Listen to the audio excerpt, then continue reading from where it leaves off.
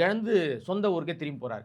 வருமானத்துக்காக, சாப்பாட்டுக்காக மீண்டும் மேடை கச்சேரிகளில், கோயில் கச்சேரிகளில், கோயில் திருவிழாக்களில் பாட ஆரம்பிக்கிறார். அதுவும் பெருசாக அவர் கை கொடுக்கவே இல்லை. இப்படியாக அவருடைய வாழ்க்கை கடைசி காலத்தில் மிகுந்த சோதனைக்குள்ளாகி, எவ்வளோ உயரத்தில் உச்சத்தில் ஒரு மனுஷன் இருந்தானோ, அடுத்த நிமிஷம் அந்த வாழ்க்கை நிரந்தரம் இல்லை அப்படின்றது தியாகராஜ பகதூர் வச்சு நம்ம, ஏன்னா சூப்பர் ஸ்டாராக இருந்தவர். கடைசி நாளில் அவர் ரொம்ப கொடுமையின் உச்சத்தில் இருந்து மரணித்து போனார் தான் வேதனையான உண்மை. ஆனால் அதுக்கு இடையிலே இப்போ நிறைய பேர் பேசுகிறாங்க.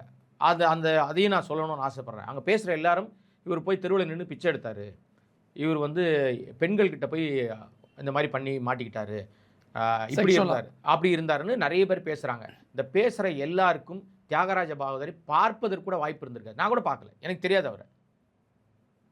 செவி வழி செய்தியாக வருகிற எல்லாம் உண்மைன்னு நீங்கள் எப்படி பேச முடியும்? இப்போ நீங்கள் சொன்னீங்க ஆரம்பிக்கத்திலே காந்தான்னு ஒரு படம் வந்ததுன்னு. அந்த படத்தில் சில காட்சிகள்லாம் இருக்குது, அதில் எனக்கு உடன்பாடே இல்லை. அந்த படம் தவறான படம், என்னுடைய தாத்தாவை தப்பாக ப்ரொஜெக்ட் பண்ணுறாங்கன்னு அந்த இவருடைய மகள் வழி பையன், அதாவது பேரன் கம்ப்ளைண்ட் பண்ணியிருக்கான். தியாகராஜ பகதூருடைய மகள் வழி பையன் பேரன் கம்ப்ளைண்ட் பண்ணியிருக்கான். இவங்களுக்கு என்னங்க தெரியும் உண்மை? எங்கள் தாத்தா இந்த மாதிரி இருந்தாரா, அந்த மாதிரி இருந்தாரா, அவர் பிச்சை எடுத்தது இவங்க பார்த்தாங்களா, அவர் பெண்கள்கிட்ட போனதை இவங்க பார்த்தாங்களான்னு அவன் கொந்தளிக்கிறாப்புல. ஆனால் அவருடைய சூழ்நிலை பார்க்கும்போது அவங்க வறுமையில் தான் இருக்காங்க. வறுமையில் இருந்தார் என்பது உண்மை.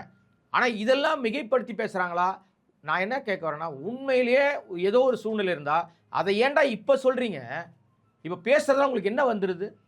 அவர் ஒரு இந்திய சினிமாவில், தமிழ் சினிமாவில் உச்சாணி கொம்பில் சூப்பர் ஸ்டாராக 44 சுதந்திரத்துக்கு முன்னாடியே இருந்த ஒரு மனுஷனுடைய புகழை கெடுப்பதில், காலி பண்ணுறதில், அழிப்பதில் உங்களுக்கு என்ன திருப்தி வரப்போகுது? யாரா நீங்கள்லாம்? ஆபாச அர்ச்சனை செஞ்சு தான் ஒருத்தன் செத்து போனான். அவனை பத்திரிகையாளர்னு வேற அடையாளப்படுத்துகிறாங்க. அயோக்கியத்தனமான முடிவாக தெரியலையா? அந்த அடையாளமே தப்பு சார். என்னை பொறுத்த வரைக்கும் பத்திரிகையாளர் அடையாளம் அவனுக்கு கொடுக்கவே கூடாது. கொடுக்கறதே அபத்தம். இப்போ நீங்கள் காந்தா பற்றி பேசுகிறீங்க. இன்னொரு படம் வரப்போகுது, லக்ஷ்மிகாந்தன் கொலை வழக்குனே வருது அந்த படம். அந்த படத்தை தயால் பத்மநாபன் ஒருத்தர் இயக்க போகிறார்.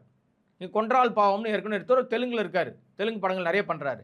தமிழ் இங்கத்தை நம்முடைய தமிழ் மண்ணில் இருந்தவர் தான், தமிழர் தான் அவர், நம்ம நல்ல நெருங்கிய நண்பர். அவர் லக்ஷ்மிகாந்தன் கொலை வழக்குனே எடுக்கிறார். அப்போ இதை என்ன சொல்ல போகிறாருன்னு நம்ம வெயிட் பண்ணுறோன்னு வச்சிங்களேன். இப்போ தான் சமீபத்தில் அந்த படத்துக்கு பூஜைலாம் போட்டாங்க. ஆனால் ரிக்வெஸ்ட் பண்ணி நான் கேட்டுக்கிற விஷயம், இந்த கொலை வழக்கு குறித்து பேசுகிற எல்லாருக்கும் நான் கேட்குற ஒரு விஷயம், தயவு செய்து லக்ஷ்மிகாந்தனை பத்திரிகையாளர்னு அடையாளப்படுத்தாதீங்க.